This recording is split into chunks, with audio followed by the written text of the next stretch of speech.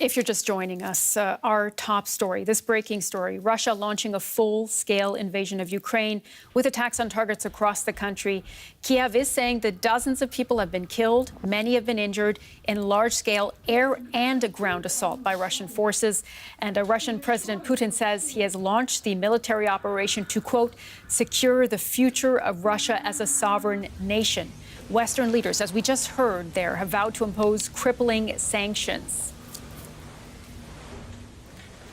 And let's go to Kiev. We can speak to on the phone Oleksiy Melnyk. He's the co-director of the Foreign Relations and International Security Programs of the Razumkov Center in Kiev. He's an expert on defense and national security and foreign policy. First of all, I just want to get your reaction on this invasion that we've seen start. I wouldn't say anything new. You can imagine what kind of reaction if you wake up because of hearing very strange sounds in Kiev, and then you look at the internet and you see something that you simply can't believe. As the previous speaker said, well, it was expected, but again, it always takes you by surprise. What is your analysis or your assessment of the state of the military incursion at this moment? Are you surprised to see the level of the incursion, and how long do you think Ukrainian forces can actually withstand the Russian military? First of all, we really predicted such a scenario, and I can't currently make any assessment about how long our armed forces are going to defend the aggression, because Ukraine has been attacked, as been said, from the air using missiles and the whole area of Ukraine from the Belarusian border. And it's, let me tell you, it's a few thousand kilometers. Ukraine is not as strong militarily, but as far as I know, Ukrainian forces are fighting, and also there is a mobilization organized by the government, self-mobilization, Ukrainians getting arms, and we are preparing for the worst. Yeah, I want to ask you also about the measures that the Ukrainian government has taken, what we've seen from President Zelensky so far, issuing martial law. I mean, how will that help Ukraine in these coming hours and days? Well, if we can say something about normal, today in the morning there are more cars coming out of Kiev. Of course, there are queues at the gas stations, no cash in the cash machines, but there is no real panic. I mean, people are calm as they can be in this situation, and the martial law is something that should be introduced a few days before. But anyway, better late than never. What kind of help does Ukraine need right now on defense and security, but also in assistance, also financially and humanitarian assistance? We do understand this is our war, and our main mission is to stop the Russians. But we also, first of all, let me thank you all the support being provided and promised. But now I think that there are actions needed more than just sanctions and talks, because you really need to send message to Mr. Putin to cause some pain for him. And also I disagree with your assessments of the Russian people. Please take in mind that this is the same people who celebrated together with Putin the Crimea annexation. A few days ago, for half of them, 50% of Russians supported this military operation. So please don't make another mistake saying that Russian people are not responsible for their leaders doing. That's an interesting point, Mr. Melnyk. I want to ask you about what you just said there, that we have to send a strong message to Mr. Putin. If you look at President Putin's response to sanctions in the past, he said in 2020 that previous sanctions essentially made Russia just have to think smarter about how to conduct its economy. What is the right message then to President Putin at the moment? I think that you tried to apply this three approaches like deterrence, defense, and communication. And now I think that none of them worked. So now I think that something needs to be done to isolate Russia. I mean, really isolate Russia from the civilized world. And also, as you said, the pretext of the Putin's actions is demilitarization of Ukraine and denazification. I mean, quite ridiculous. But we need to think something about disarming Russia. I mean, disarming in any sense, economic, militarily. First of all, please just don't pay him for his gas. Get rid of his gas. Get rid of his main source of money. Okay, disarming Russia in any means possible. The message there from Oleksiy Melnik, the co-director of the Foreign Relations and International Security Programs of the Razumkov Center in Kiev. Thank you very much for joining us. Thank you for having me.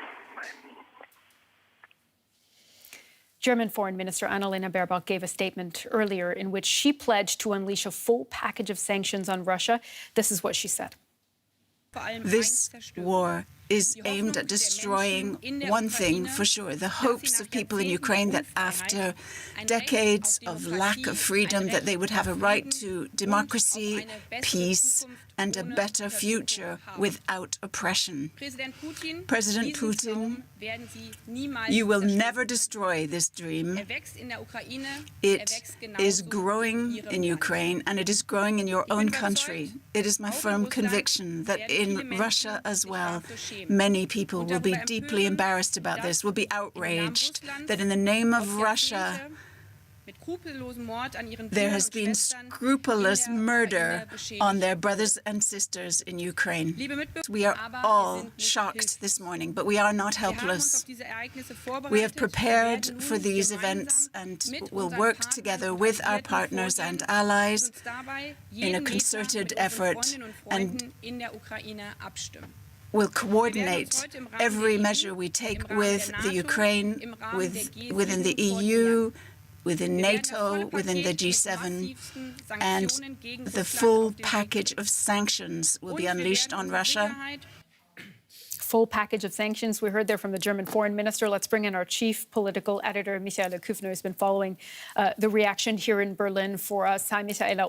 What would that full package include? We've heard Ursula von der Leyen speaking also about the coordinated sanctions with the European Union. So what exactly are they referring to? Yes, well, we'll learn the full package this afternoon, but already announcement of sanctions on individuals, oligarchs, access to financial markets.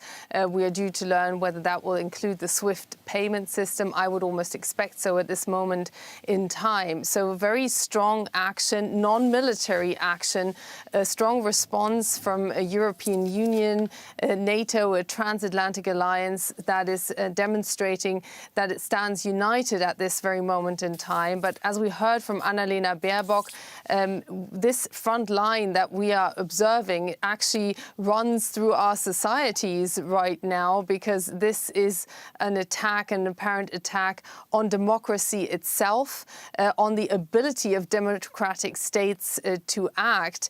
And that's also why we heard there from European leaders, from Ursula von der Leyen, that Putin will have to explain to his own people this war. Well, the big question is, does he even, or can he just go through with it? And it is the moment where democracy has to prove that it can deliver protection for its own people and stability here in Germany, Europe and beyond.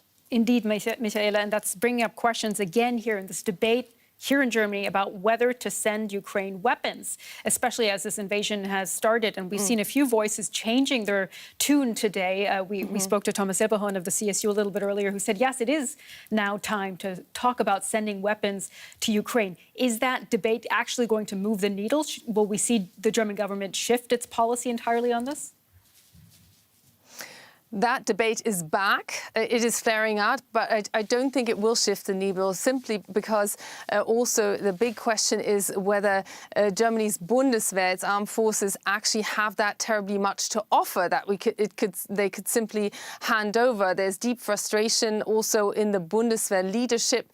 The head of the armed forces actually taking to LinkedIn this morning, basically stating that the German armed forces don't really have very much. In fact, the German outlook on Russia is looking very pale this morning.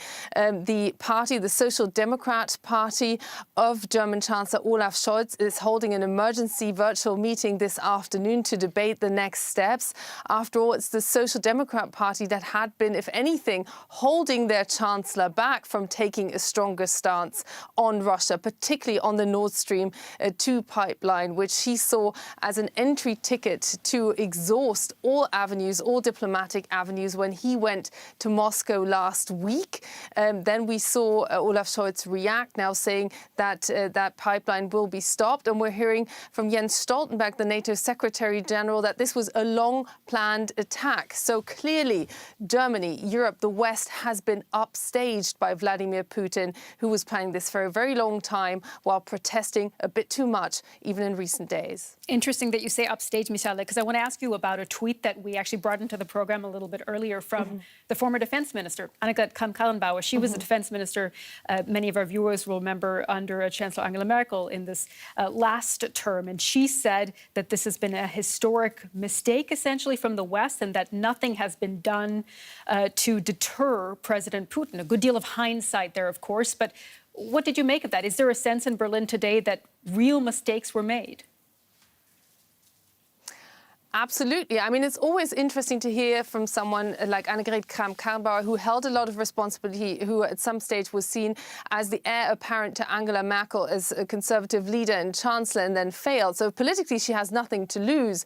And it is her who speaks of a historic failure. Now, that tweet is really going viral right now. There is a very steep learning curve, a shock sense of learning over Russia, over Vladimir Putin, and that when he was seen as someone who needs to be brought on board as a partner for security for a very long time, well, this has just evaporated literally overnight here. And we are seeing the G7, NATO, everybody scrambling to really find a way to approach this situation, because geographically, certainly Russia is not going to go away. That's where we stand right now. But a shock moment, particularly for the Social Democrats, who were seen in the past as Russlandversteher, understanders of Russia. Their chief whip, who was one such person, of Mützenich, this morning quite clearly took a U-turn. He said, clearly, Vladimir Putin is a war criminal. That's where we stand right now. But where Ukraine is standing right now, it's a lot of rhetoric, it's economic support, but no military protection that it needs right now. All right, Michaela, following the voices for us here in Berlin. We'll speak to you a little bit later. Thank you for that analysis. Let's bring you up to date on where we stand. Russia has launched a full-scale invasion of Ukraine. The Russian military is carrying out a ground and air assault on targets across the country, including in big cities and on the capital, Kiev. Ukraine says its army is fighting back. Civilians are trying to flee in some places. Reports of casualties are coming in. Western nations are expressing outrage at the offensive and say Moscow will pay a heavy price. With dawn came the bombs. Russia attacked sites across Ukraine. The Russian troops that had been amassing on the border for weeks started rolling in, recorded on surveillance cameras by Ukraine's border police. Russia's leader, Vladimir Putin, announced the military operation in a broadcast on Russian TV. He disparaged Ukraine's democratically elected government and asked Ukrainian soldiers to surrender. Ukraine's President Volodymyr Zelensky introduced martial law. And he made an emotional plea to Russians. I'm addressing you, the Russian people, as a Ukrainian citizen. We are separated by a border stretching more than 2,000 kilometers. And right now, there are 200,000 of your soldiers there. Your leadership has authorized them to move into the territory of another country. And this could mark the start of a major war on the European continent. Black smoke from a Ukrainian military airport in Chugiev in the east of the country. Russia confirms that they bombed the site. A housing block was hit, and distraught residents were left grieving the first casualties in a new war they did not want.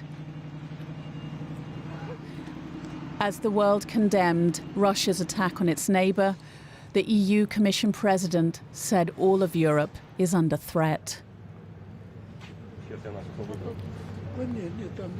Russia's target is not only Donbas.